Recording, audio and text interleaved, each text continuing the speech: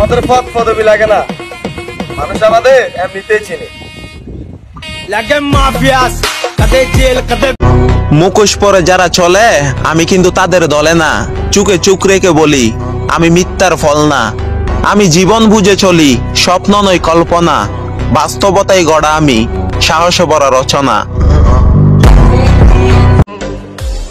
আমার স্বপ্ন আলাদা, আমি আলাদা ভাবেই কিছু করব।